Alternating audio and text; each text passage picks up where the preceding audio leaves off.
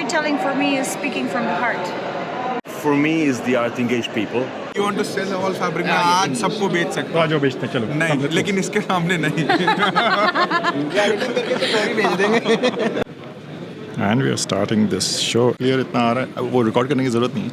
The fourth edition of Denims and Jeans was held in Bangalore. Stefano invited me with the opportunity to share the stage with him to talk about storytelling. This is the entire coverage of the show. Please watch it till the end. Namaskar, good afternoon. Sorry to hold you for lunch, but don't worry, we'll try to make it entertaining, short and sweet, so then you can go and enjoy your lunch. Thank you for being here. I'm very glad to do this presentation with an old friend and former colleague, Sandeep. We're going to try to make it as interesting as possible. The topic is really important. Since the beginning of time, like we said, people have been telling story, and we all grew up with Once Upon a Time, and then A Wonderful Tale is Coming. And over the years, like we said in the introduction there, people have been doing it in different ways. From back in the days when they had graffiti in caves to when people started telling stories from villages to villages. In many parts of Africa, South America, even Asia, it's still happening. You have these stories that are passed down from generation to generation, and they survive over centuries and maybe even thousands of years. So what we're trying to do today is to talk about the art of telling stories, the way that it progresses, but most importantly, how it is affecting us in our business, in our daily job. So it's basically three phases that we want to talk about. One, when and how we create a story and who does it. Then who tells the story, and then how the connection to the story is meaningful for what we do. So we start with creating a story, which happens mostly at the design and development level. And the focus is actually on 2 or 3 seasons ahead, as everybody knows. So putting in all our intuitions, all our research, everything in place, this is what is decided. I mean, the themes and the trends, everything is decided for what is going to be ready for next 2 seasons or 3 seasons ahead, right? So that is very different from what is happening currently at the moment. And for that, you need to have a very different kind of a mindset, which mostly creative people and the design and development people are working on. So it's a very different tangent where this entire storytelling idea is done. It's mostly about coming up from basic, abstract, any form of inspiration. You know, it starts off with a few strokes, and then it moves on to developing into shapes. From shapes, and till there, we are not even thinking about the product. We're not supposed to think about the product because that is again going to make us feel limited. We'll again, come back to, okay, if I'm adding some strokes on the paper, if I think of, okay, I have to create something in mind, we'll be restricted. So we have to keep that totally free from your thought process. So that is what the entire design process is here in this design exploration. So that's what we are trying to portray here in this. And the first seed, the initial seed, can come from anywhere. Like the guy who designed the whole G-Star and made an incredibly successful pair of pants. And the idea came to him one day. He was sitting in a bar and he saw somebody passing by on a motorcycle. And he thought, well, maybe the jeans could be made in a different shape to ride the motorcycle better.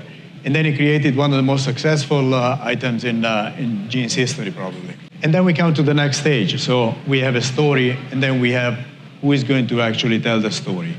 And this is the other part of what we do. And a lot of us are involved in this stage. So this would be the marketing people, this would be the merchandisers, and this would be the salespeople. So it's funny because the previous presenters showed the same example of Patagonia that told the story in a completely different, completely unexpected way. They are so committed in their environmental decisions that they decided to explain people exactly. They made a beautiful story explaining exactly why you should not buy a new jacket. You should not buy something that you don't need. And that was a very successful campaign that came about 11 years ago. The crazy part is that this story that was meant to educate people and tell them not to buy stuff generated more sales than anybody expected. Their sales went through the roof, exactly thanks to that. Because people connected so much, so strongly to what they were trying to tell. So the other examples that we have here, and maybe people who are trying to push the message that you have to buy from me because I'm environmentally friendly and good for the planet. But actually they said, no, if you're really committed and if you really believe in helping the planet, don't buy what you don't need. And the crazy part, obviously, is that they ended up buying a lot more than they expected. Which brand is this? Not an apparel brand, but any wild guess?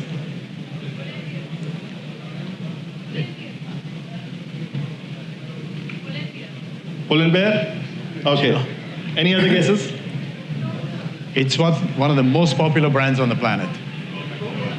There you go. This is Coca-Cola. Now, Coca-Cola, as you know, is all about sugar, soda, and everything, and product-wise, right? So they actually emphasize on brand over product.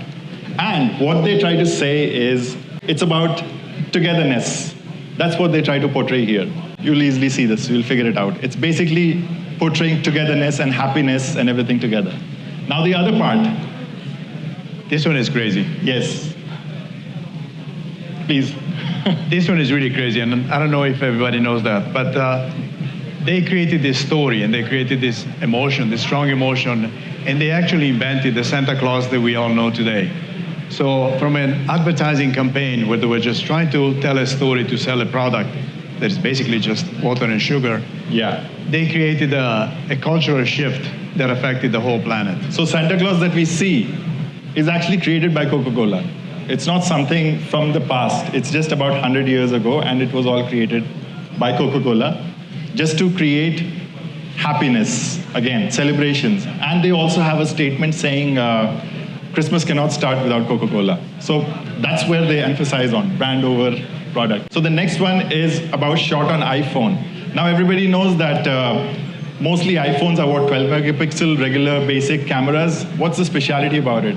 As a product, it just stands equal to any other phone, right? But if you see how they've connected is they've put up this campaign where people are invited to take pictures from their iPhone, and then it's put up on billboards, and it's a big campaign that worked, and people want to participate in it. So that's how this entire campaign really worked for them. And what is the story here? The story is basically you can all become great photographers if you use our product. Yeah. And having people engage into it. Another example that I quickly want to tell is about IKEA. What is any idea what is so special about IKEA that makes it stand out? How come IKEA is so far ahead of the game? Any ideas? Okay, I'll tell you. Okay, so IKEA engages people to assemble their furnitures, right? That element makes people more engaged to what they're creating. So that is what we are talking about, having people engage in different ways. So Other brands that are more relevant to us, maybe Nike. yeah, And again, the message is inclusivity, but also a message of you can all be involved in sports, and we have the right product for you if you want to become a real sportsman. yeah. So this one, anybody has any idea about this advertisement from Nike? Yes, please. Yes, exactly. And Adidas was the title sponsor for the London Olympics in 2012. Nike wasn't any athlete from Olympics, and it was about London. Nike was not allowed to use the name London. So what Nike did was there are many other Londons in different parts of the world. Okay, London Street, London Gym, the London something in Nigeria and other places. They used common people, and they made it a statement saying that greatness is not for the selected, it's for everybody. And that is what connected really well with everybody. And the result was mostly people felt that Nike was the title sponsor for Olympics. We all know the saying, a picture is worth 1,000 words, right? And it's thanks to this camera company that we have a medium that enables us to share pictures easily. Because these are the guys who created the 35 millimeter camera, which then became the one medium that everybody used around the world. And thanks to the fact that they created this image, this story, they managed to sell their cameras at a very high premium. Like one of their cameras is like typically $5,000, $6,000, $7,000, $8,000. The equivalent camera from Sony or anybody else would be $3,000. But people buy these cameras, they're happy to pay the premium because it associates them to legendary photographers like Cartier-Bresson or Kappa or other photographers to create the history of photography. And so they basically managed to create this beautiful story and to present it to people in a way that engages them completely. Okay, so let's just quickly talk about branding. We have some very well-known brands here. What is common here? Red, okay? Definitely red signifies many other things, but we've put it up as urgency and appetite. And it really works well. So what we want to tell is most of the successful brands, they have red as their brand logo. What we want to say is if you're confused, if you have any doubts, just choose red for your branding. Of course, there are other colors, but this is something really significant to look at. And I'm sure right now you all must be thinking, what are the other logos? Well, even a lot of mills here, like Raymond and Arvind and a lot of other companies here, they have red Yes. in the logo. So similarly,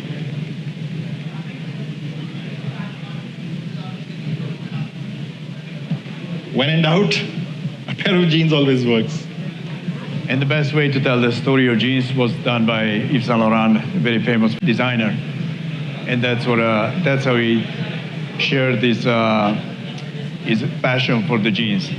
He liked it so much that he actually wished that he invented it because it has everything that the pair of jeans has that he wants in a garment. And I always say that whenever we sell a pair of jeans, we're not really selling 1.5 yards of fabric and 200 yards of thread and a couple of buttons and a zipper. We are selling an emotion. We are connecting with people on a different level. So that's why our business is so special.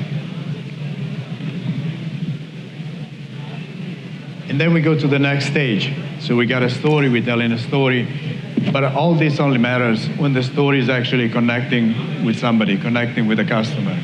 And that's where retail comes into play, because when you interact with the product, with the brand, is in a retail environment. So one day I was walking through Tokyo and just wandering around. I walk into this little yard, and it looked like somebody's house. And I walk in, but I see a lot of jeans hanging outside, drying. And I thought, that's interesting. And then as I walk in, I realized that it was actually a store for a brand called 45 RPM, which was not really famous at the time, but it was becoming well-known because of their incredible product. And you were walking through the store, which was really laid out like somebody's home. In one room, he had all these shirts. They were beautifully laid out. The furniture was very simple, but very, very Japanese. And it would convey this emotional attachment, emotional connection to the brand. And then I found 45 RPM in New York. They don't have many stores. They have a few stores in Japan. In New York, they used to have 2. I think it's only 1 now.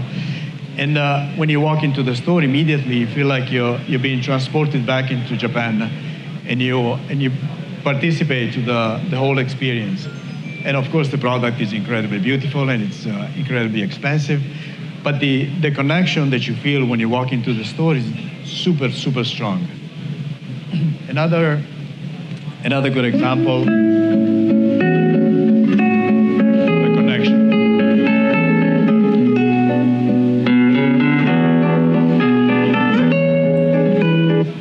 What is this? What is the significance of this piece of music? And once I'll tell you, you will all know it. I don't know if about the youngsters, but our age group, we have all gone through this music, which is coming up. Any guesses? Yes, there you go. Just play it. Yeah.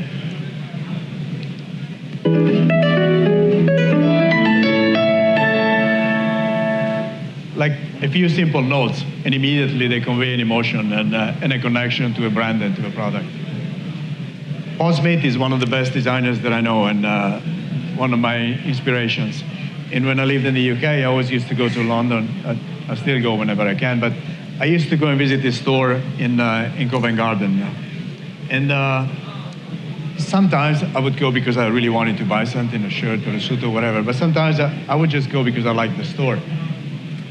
And the thing is, once you go into the store, once you become immersed in the story that is sharing with you, and you see all the product, you almost feel compelled to buy something. I could not walk out of the store without a little bag with something. And 9 times out of 10, I was not there to buy anything. And this happens, not always, of course, but it happens many times. If you go to the store that has the right connection with you, that has the right story, and something clicks in you, and you say, I want to become part of this. I want to be part of this experience. And I think he does it in an incredible way. Another one that is more down to earth is Uniqlo. Uniqlo is a very famous store originating from Japan. It has quickly become the 3rd largest retailer on the planet. And again, when you walk into the store, you become fully immersed in their story. You realize that it's a special place. Whenever I walk there, the first time that I walked into one of these stores, I thought, this is what Gap should be like. Because they nailed the basic, almost commodity product, but they make it so nice and they present it so well that you feel like it's a much more elevated product. And throughout the store, when you walk, you have the right audio visuals, they have the story of whatever fiber they're promoting, whatever performance product they are promoting.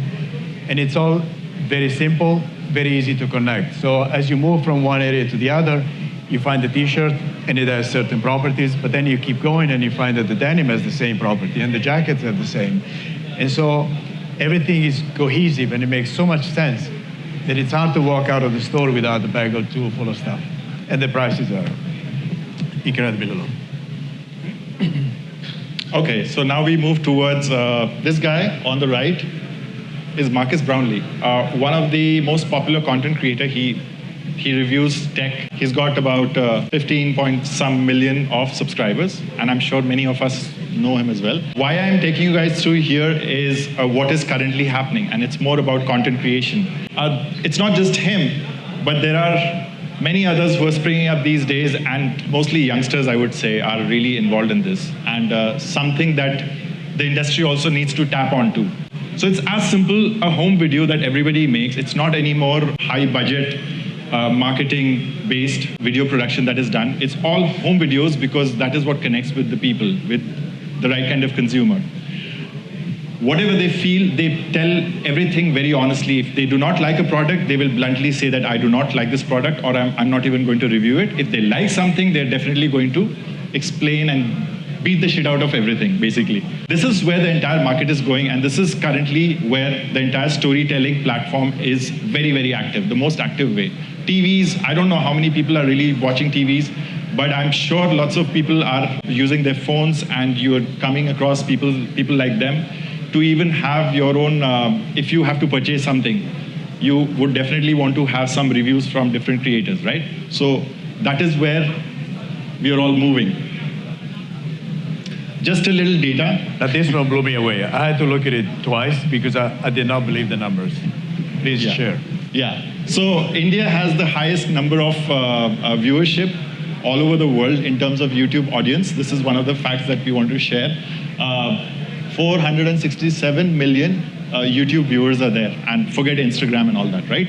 So now this is something, and then it's followed by US and the other countries.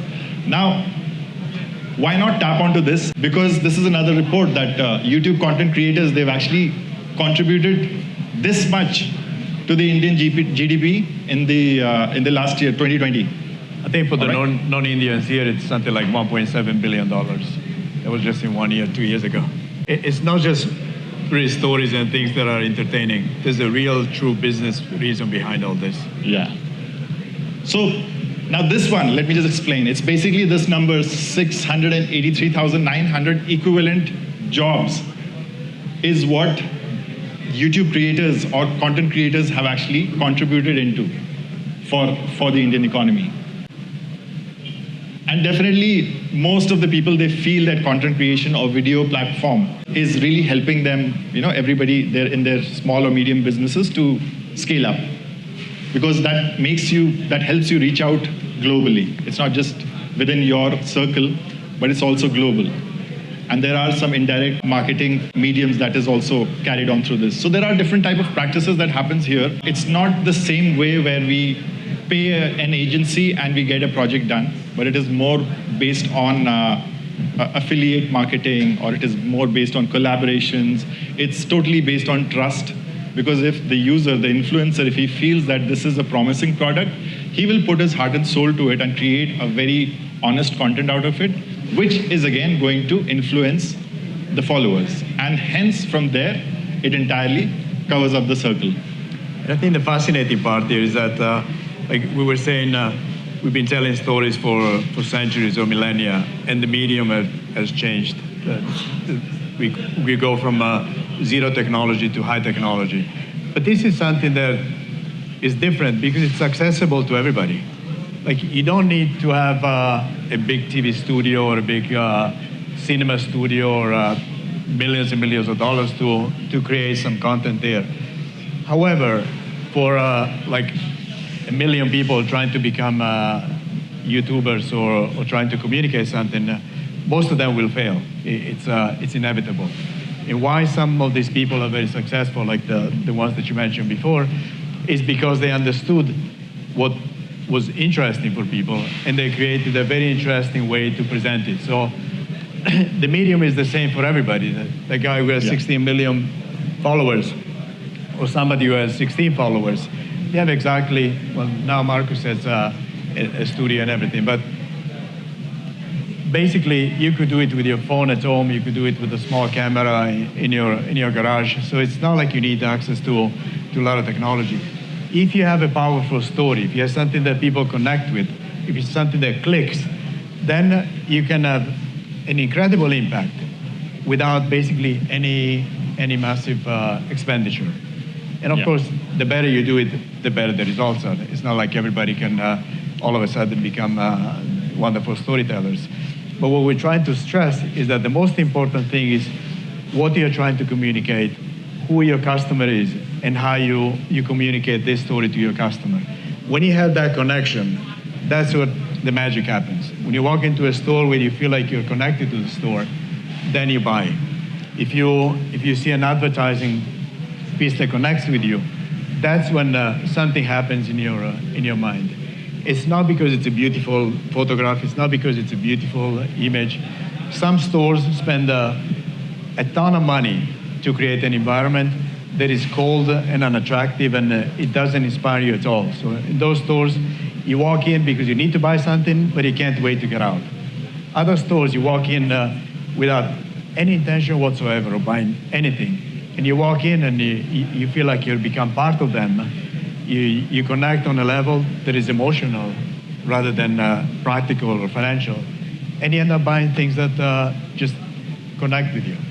I think that's really what we're trying to communicate with you here. And like I said in the introduction there, it is probably the most important part of our job, whether we are in the product development, in design, in branding, in merchandising, in sales, in retail. It's the story that we tell our customers and the way that we connect with them. I will even say that even the CEOs, the top leadership level, even they have to tell stories to their teams to keep them running, keep them motivated, right? So it's even to investors. Yes. Even to your suppliers. It works at every level. We don't think about it, but because it's part of who we are as humans. It's part of our culture. It's part of our nature. We like to tell stories and we like to hear stories. And when we connect, then the magic happens. So that's what we're trying to communicate. And I hope this is something that resonates with you too. Yeah.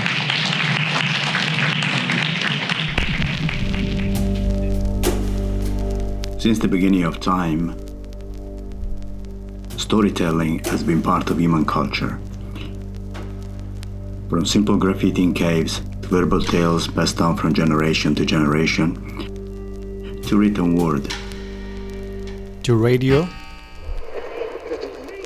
to cinema and television, to internet media, and now the algorithm.